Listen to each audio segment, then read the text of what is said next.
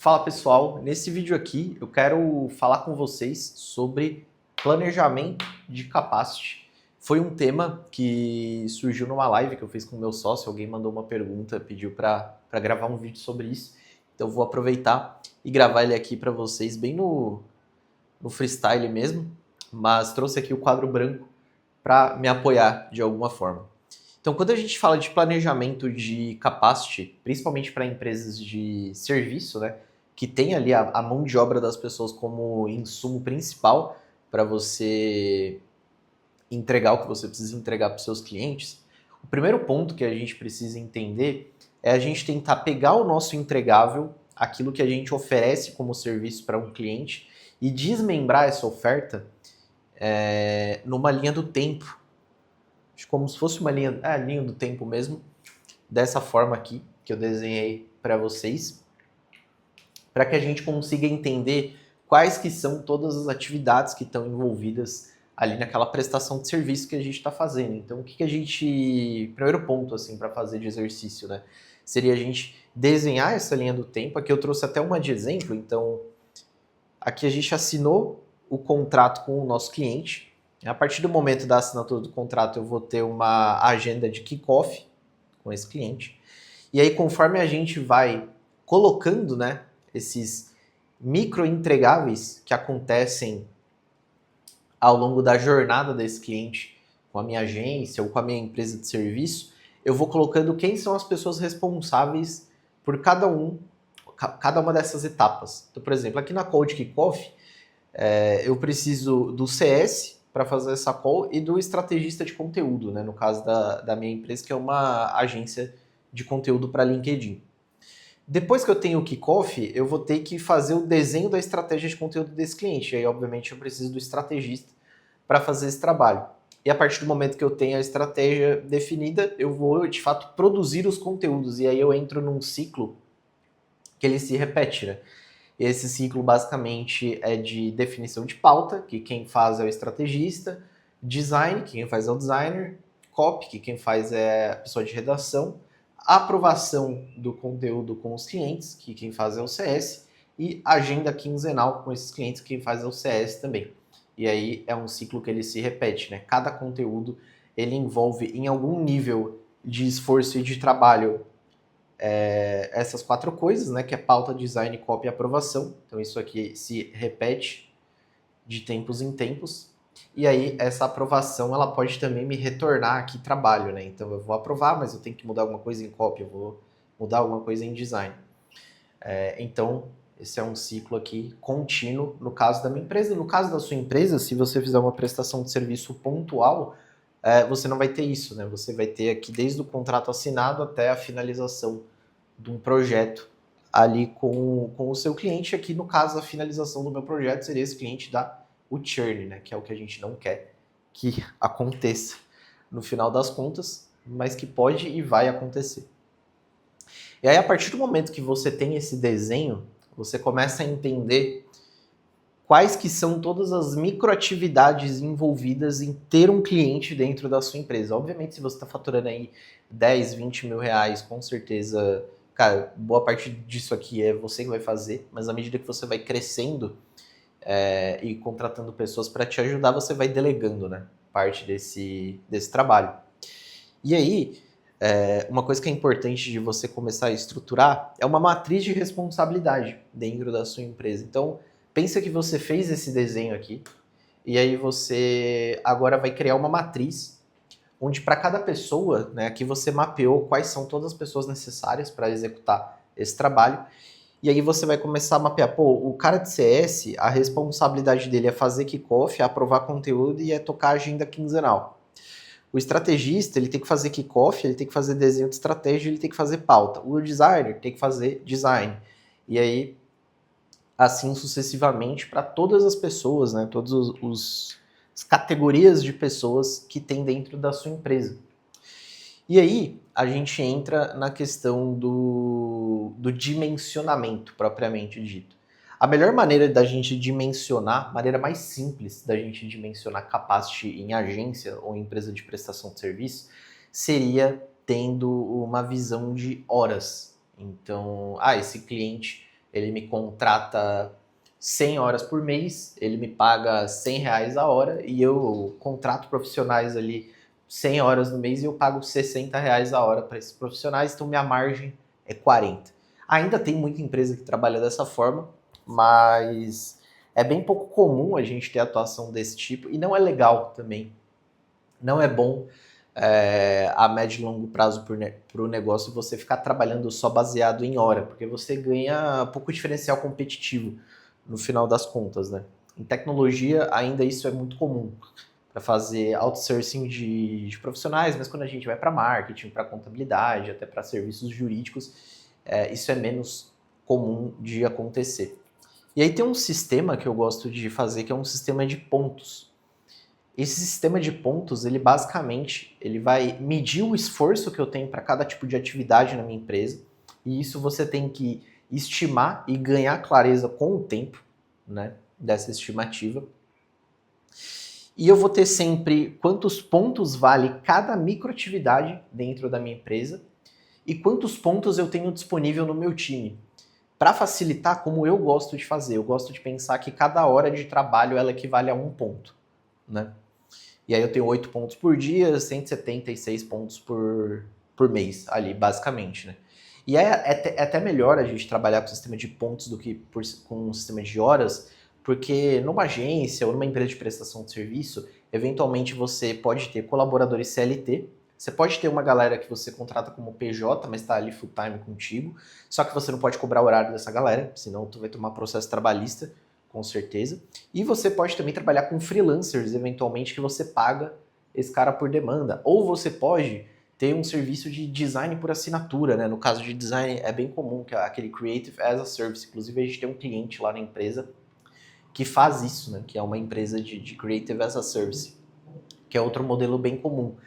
E aí, basicamente, quando você traz tudo isso, né? Você tem um cara que você paga CLT, você tem um cara que você paga PJ, que você não pode cobrar horário. O CLT você pode cobrar horário, então você sabe o custo da hora dele. O PJ não. O PJ você tem ali um número de atividades que você pode passar, que você tem mais ou menos combinado com ele. Você tem o freelancer que você paga por demanda. Você tem o design por assinatura que você paga num outro formato. E aí isso acaba virando um caos para você planejar capacity. E aí uma forma que eu encontrei de fazer isso lá na minha agência foi de trazer tudo isso para uma mesma base de cálculo, que é, cara, tratar tudo como ponto. Então, todas as pessoas elas têm um conjunto de pontos disponível. Se for um freelancer, eu tenho um combinado específico com ele, ele tem uma quantidade de pontos menor. Se for um cara que eu contrato como PJ e a gente tem um combinado dele tá com uma disponibilidade ali maior full time, eu tenho um conjunto de pontos maior, e aí com isso eu consigo estimar basicamente a minha quantidade de pontos disponível para cada área, né? Então, quantos pontos eu tenho disponível ali em design, quantos pontos eu tenho disponível em copy, quantos pontos eu tenho disponível em CS, e assim sucessivamente. Então, essa lógica de pontos ela é bem legal, e aí eu começo, né, a fazer junto com esse exercício aqui de desenhar a minha linha do tempo de entrega do meu serviço, a estimar quantos pontos eu vou precisar para cada coisa. Então, aqui no caso do CS, um kickoff me custa 4 pontos, que eu vou fazer uma vez. A aprovação de conteúdo, vamos supor que, em média, eu faço 15 conteúdos por mês para cada cliente, em média. Posso fazer mais, dependendo do pacote, posso fazer menos, dependendo do escopo, mas aqui eu vou fazer 15 conteúdos e uma aprovação de conteúdo, ela me custa 1 ponto ali, vai. Então, eu tenho 15 pontos aqui de CS que vão para aprovação e 4 pontos aqui de agenda quinzenal, vai dar 2 pontos cada um. Então, o CS, o cliente vai consumir 23 pontos dele. Estrategista, a mesma coisa, eu tenho kickoff, eu tenho desenho de estratégia, 8 pontos. Porque o cara leve um dia todo de trabalho, né, para fazer esse desenho de estratégia de conteúdo. Ficar um dia alocado só nisso. Aí eu tenho pauta, vamos supor que eu tenho lá os 15 conteúdos e cada desenho de pauta custe 2 pontos. Então, vai ter 30 pontos aqui consumido desse estrategista. Então, o estrategista me custa 42 pontos no final do dia. Aí eu tenho o designer, vamos supor que tenha 15 conteúdos, cada conteúdo custe 2 pontos para o meu designer desenvolver. Então, eu tenho 30 pontos aqui consumidos do meu time de design. E aí a gente vai fazendo esse exercício, né? gente tentar mapear quanto que vai custar, né, cada micro trabalho aqui da minha esteira, e eu vou somando isso, né? Então o CS aqui ele faz kickoff, ele faz aprovação, ele faz call, o estrategista faz estratégia, mas faz pauta, eventualmente o copy pode ter outras atividades aqui dentro da empresa também, então a gente vai ganhando essa clareza, né?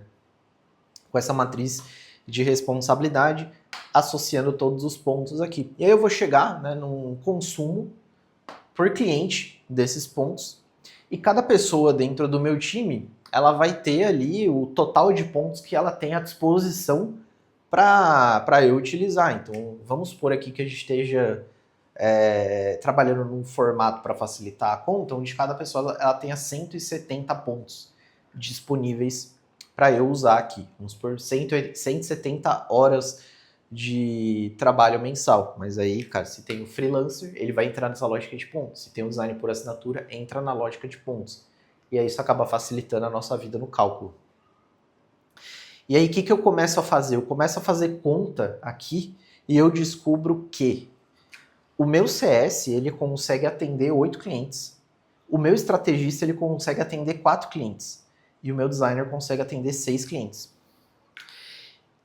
Ter isso aqui mapeado já me dá uma visão de que, cara, estrategista é o meu gargalo operacional. Porque o que me trava de escalar operacionalmente falando é essa pessoa. Então, aqui é onde eu menos posso vacilar em questão de contratação de pessoas. Então, minimamente, eu tenho que ter um processo.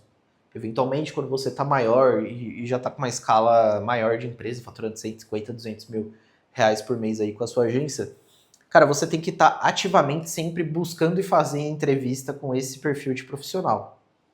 Porque se esse cara sai da tua operação, né, esse cara que é o gargalo, não necessariamente na nossa é o estrategista, né, mas na sua pode ser, cara, eventualmente outra pessoa. Mas se esse cara é o gargalo e esse cara sai e você fica desfalcado, ou se você começa a ter uma demanda muito grande de projetos e você fecha mais projeto do que você consegue atender, é muito importante que você tenha quem é o gargalo mapeado e você tenha processo seletivo rodando continuamente para você conseguir sempre ter essa posição rapidamente preenchida, caso você precise, dentro da sua empresa. Porque aí você consegue ter uma operação que não puxa o teu comercial para baixo, né? Que você não fique, às vezes, com o freio de mão puxado na aquisição, porque você não consegue entregar projeto. E aí o CS é mais tranquilo, porque consegue atender 8 clientes, né? E o designer mais ou menos aqui, porque ele consegue atender 6 clientes.